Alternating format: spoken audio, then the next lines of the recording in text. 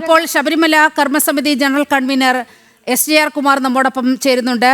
Shri SJR Kumar, അങ്ങാണ് ഈ ഹൈക്കോടതിയുടെ ഈ പരാമർശങ്ങൾ വന്ന സമയത്ത് തന്നെ ഹൈക്കോടതിയിൽ നിന്നും വാർത്തകൾ പുറത്തു വന്ന സമയത്ത് സന്നിധാനം പോലീസ് സ്റ്റേഷനിൽ പരാതി നൽകിയിരുന്നു. ഇപ്പോൾ ക്രൈംബ്രാഞ്ച് ഉണ്ണികൃഷ്ണൻ പോറ്റിക്കെതിരെ പരാതി ഈ FIR ഇട്ടിരിക്കുന്ന സാഹചര്യമുണ്ട്. 2 കേസുകൾ രജിസ്റ്റർ ചെയ്തിരിക്കുകയാണ്. ഒന്ന് കട്ടിളപ്പാളിയിലെ സ്വർണം പോയതിൽ, മറ്റൊന്ന് ദ്വാരപാളികളിലെ ആ പാളികളിലെ സ്വർണം പോയതിലും. അങ്ങനെ 2 FIR ഇട്ടിരിക്കുകയാണ്. എങ്ങനെയാണ് ശബരിമല കർമ്മസമിതി ഈ കേസിലെ പുരോഗതിയെ കാണുന്നത്? തീർച്ചയായിട്ടും നമ്മളൊക്കെ നേരത്തെ പ്രതീക്ഷിച്ചതുപോലെ ഈ ഉണ്ണികൃഷ്ണൻ പോറ്റിയുടെ ആ ഒരു കുറ്റകൃത്യം തെളിയിക്കപ്പെട്ടു എന്നുള്ളതിന്റെ ആദ്യത്തെ ഒരു ലക്ഷണമാണ് ഇപ്പോൾ ഒരു FIR ഇട്ടു എന്നുള്ളത്. പക്ഷേ യഥാർത്ഥത്തിൽ ഉണ്ണികൃഷ്ണൻ പോറ്റിയെ മുൻനിർത്തി അല്ലെങ്കിൽ പുള്ളിയെ മാത്രം ഒതുക്കിക്കൊണ്ട് മറ്റുള്ളവരൊന്നും ഇതിനകത്ത് കൃത്യമായിട്ട് അവർക്ക് യാതൊരു ബാധ്യതയില്ല എന്നുള്ള തരത്തിലേക്ക് മാറാതിരിക്കാനായിട്ട് ഇനിയും ശ്രദ്ധിക്കേണ്ട ഒരു വിഷയം കൂടെ ഉണ്ട്. കാരണം ഇതിന്റെ പിന്നിൽ തീർച്ചയായിട്ടും ഒരു ഗൂഢാലോചനയുണ്ട്.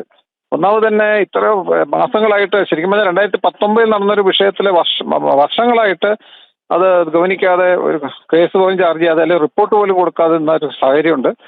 അത് ഒളിച്ചു വെക്കാനായിട്ട് തീർച്ചയായിട്ടും കേരളത്തിലെ ദേവസ്വം വകുപ്പ്, അതിന്റെ മന്ത്രി, അതുപോലെ ദേവസ്വം മെമ്പർമാര്, പ്രസിഡന്റ്, ഇവരെല്ലാം അതിന് ഉൾപ്പെട്ടിട്ടുണ്ടെന്നുള്ളതിന് യാതൊരു സംശയമില്ല. അത്തരത്തില് ഉള്ളൊരു വസ്തുതയാണ് നമുക്കിപ്പോൾ കാണേണ്ടത്.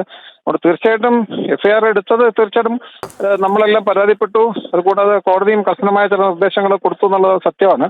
പക്ഷെ തീർച്ചയായിട്ടും ഇത് കേരളത്തിലെ ഒരു വിജിലൻസ് അന്വേഷണത്തിലായതുകൊണ്ട് അത് സംശയാതീതമായി തെളിയിക്കപ്പെടുന്ന സാഹചര്യമില്ല.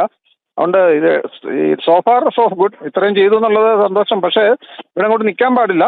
അത് കൂടുതൽ അന്വേഷണത്തിന് സാധ്യത തീർച്ചയായിട്ടും ശ്രീ SJR കുമാർ, അങ്ങ് ചൂണ്ടിക്കാണിച്ചതുപോലെ തന്നെ ഈ ഇതുമായി ബന്ധപ്പെട്ട രാഷ്ട്രീയ യജമാനന്മാരിലേക്ക് ഇതിന്റെ അന്വേഷണം ചെന്നെത്തേണ്ടതുണ്ട്. കാരണം ഒരു ഉണ്ണികൃഷ്ണൻ പോറ്റിയോ അല്ലെങ്കിൽ ഒരു ദേവസ്വം പ്രസിഡന്റോ അല്ലെങ്കിൽ ജീവനക്കാരോ മാത്രം വിചാരിച്ചാൽ ഇത്ര വലിയ കൊള്ളയടിക്ക് ഒന്നും അവിടെ നടക്കാൻ സാധ്യതയില്ല. വളരെ കൃത്യമായി രാഷ്ട്രീയ നേതൃത്വത്തിന്റെ പിന്തുണ ഇക്കാര്യത്തിൽ ഉണ്ടായിരിക്കാം.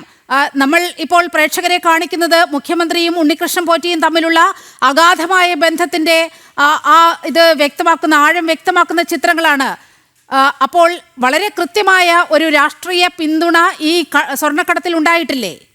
തീർച്ചയായിട്ടും അത് ഒരു മന്ത്രിയോ 2 മന്ത്രിയോ അല്ല. നമുക്കറിയാം, ഈ 2019 ആദ്യ സംഭവം റിപ്പോർട്ട് ചെയ്യപ്പെട്ടിട്ടുണ്ടെങ്കിലും ഈ 1998 മുതൽ ഈ സ്വർണ്ണപ്പാളിലൂടെ ഉണ്ട്. അപ്പൊ ഇതിനിടയ്ക്ക് എത്ര സംഭവിച്ചിട്ടുണ്ടോ എന്നുള്ളതും 2019 കൃത്യമായിട്ടും നമുക്ക് കിട്ടിയ റിപ്പോർട്ട് അനുസരിച്ച്, അല്ലെ കോടതി പറഞ്ഞനുസരിച്ച് ഒരു മോഷണം അവിടെ നടന്നിട്ടുണ്ട്. പിന്നെ 2025 ഓഗസ്റ്റിലും ഇതിനുവേണ്ടി ശ്രമം നടന്നു എന്ന് കണ്ടു. അപ്പൊ തീർച്ചയായിട്ടും ഒരു മന്ത്രിയോ 2 മന്ത്രിയോ അല്ല, ഈ കാലയളവിലുള്ള മന്ത്രിമാരും രാഷ്ട്രീയ നേതൃത്വവും അതുപോലെ തന്നെ ദേവസ്വം ബോർഡിൽ മാറി വന്ന ഈ ദേവസ്വം ബോർഡിന്റെ പ്രസിഡന്റും മെമ്പർമാരും, ദേവസ്വം കമ്മീഷണർമാര്, അതുപോലെ തിരുവാഭരണം കമ്മീഷണർ തുടങ്ങിയ ധാരാളം പേര് ഉൾപ്പെട്ടിട്ടുണ്ട്. അതിന് യാതൊരു സംശയമില്ല.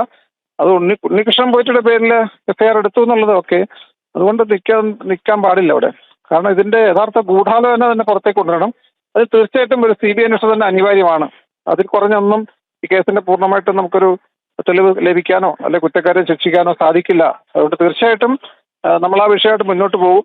CBI അന്വേഷണം തന്നെ വേണം. എന്തായാലും ഇത്തര കുറ്റവാളിയെ ഒരാളെങ്കിലും കണ്ടെത്തി ഒരു FIR രജിസ്റ്റർ എന്നുള്ളതുകൊണ്ട് ഒരു കുറ്റകൃത്യം അവിടെ നടന്നു എന്നുള്ളത് തെളിഞ്ഞു എന്നുള്ളതാണ് നമ്മൾ കാണുന്നത്. ബാക്കി ഇനിയും CBI അന്വേഷണത്തിൽ കൂടെ പുറത്തേക്ക് വന്നതാണ്. അതാണ് ശബരിമല കർമ്മസമിതി ആവശ്യപ്പെടുന്നത്. CBI അന്വേഷണമാണ് അനിവാര്യം. എങ്കിൽ മാത്രമേ ഇതുമായി ബന്ധപ്പെട്ടുള്ള രാഷ്ട്രീയ ഗൂഢാലോചനകൾ പുറത്തു വരികയുള്ളൂ. ആരൊക്കെയാണ് ഇതിന് നേതൃത്വം വഹിച്ചത് എന്നുള്ള കാര്യങ്ങൾ പുറത്തു വരണമെങ്കിൽ കേന്ദ്ര ഏജൻസിയുടെ അന്വേഷണം വേണ്ടിവരും. മാത്രവുമല്ല, ഇത് സംസ്ഥാനാന്തര ബന്ധമുള്ള ഒരു കേസ് തന്നെയാണ്. വളരെയധികം നന്ദി ശ്രീ SJR കുമാർ ഈ ഘട്ടത്തിൽ പ്രതികരിച്ചതിന്.